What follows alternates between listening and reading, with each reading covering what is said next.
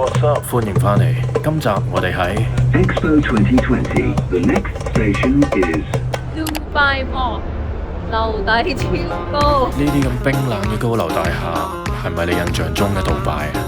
其實杜拜係有貼地嘅一面嘅。Sulemani Minty 呢隻船係冇圍欄定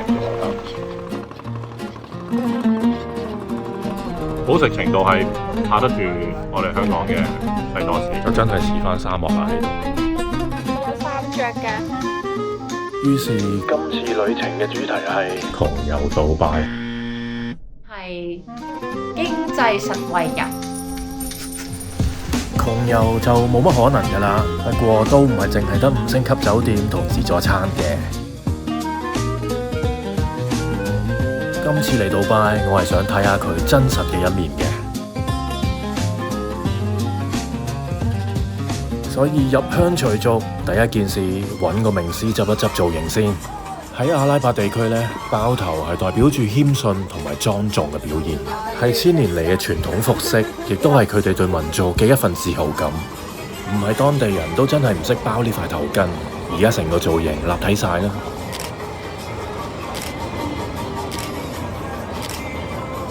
打扮好晒之後，講一講住呢方面，我覺得有2款酒店係幾值得體驗一下嘅。沙漠啦，拜拜。好多烏蠅啊佢。第一款係沙漠酒店，千祈唔好俾呢2個字嚇親。正。冇錯，的確係正嘅，因為呢度應有盡有。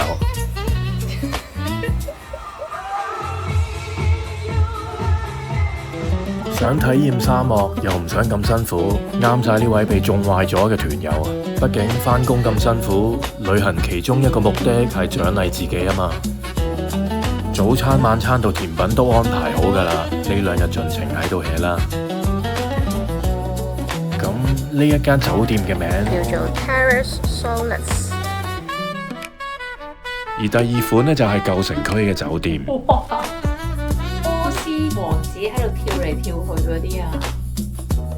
介紹一下我哋今次喺舊城住嘅酒店咧，係 Hilton 集團非常之推介嘅一個酒店啊，好舒服，新啊！舊城區嘅市集呢，係一個好熱鬧嘅地方，終於喺呢度感受到佢嘅傳統文化，有商機，亦都充滿新氣。好多貓貓呢度 ，surprise！一個咁 real、咁有異國風情嘅杜拜，冇理由淨係去大商場打卡，係咪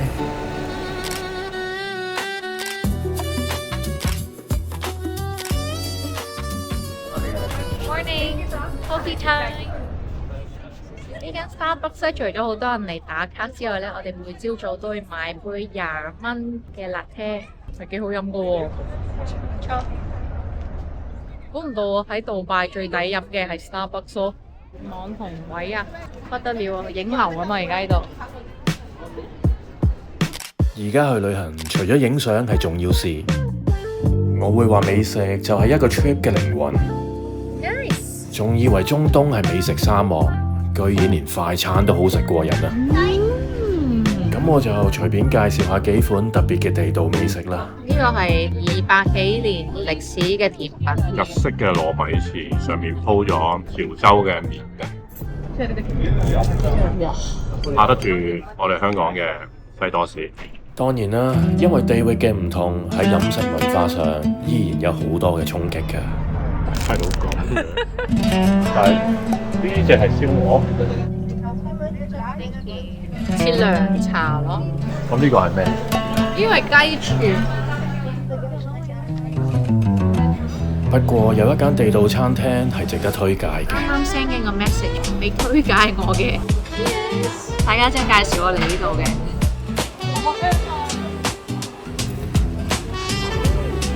有啲咩喺入邊啊？哦 honey cheese 同埋唔記得咗，我哋叫咗3款嘢，薄薄地又幾好味，好味啊！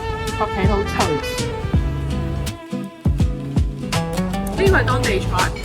大家睇下啲咩先，有乜餸，有魷魚，有蝦過咯，冬粉亦都係西域嘅使者傳入嚟嘅，合乎晒我哋呢個亞洲胃嘅。好食，住佢。我呢就真係唔係好適合做美食 KOL，一餐都係食得嗰2款嘢。不過我團友呢就鍾意周圍揾嘢食，咁最後就要講一講呢度嘅交通啦。呢度 call 車呢就唔係好平，大部分都係好豪華嘅車。雖然貴啲，但係可以放心喎，貴極都仲係平過香港嘅。搭得最多嘅交通工具反而係街道，我最喜愛交通工具啊，舊城區就喺呢度啦。仲要平於2蚊一個人，仲平過天星小輪喎。咁浪漫、咁有情懷嘅交通工具，好靚喎呢個地方。你唔過海都可以過嚟坐下。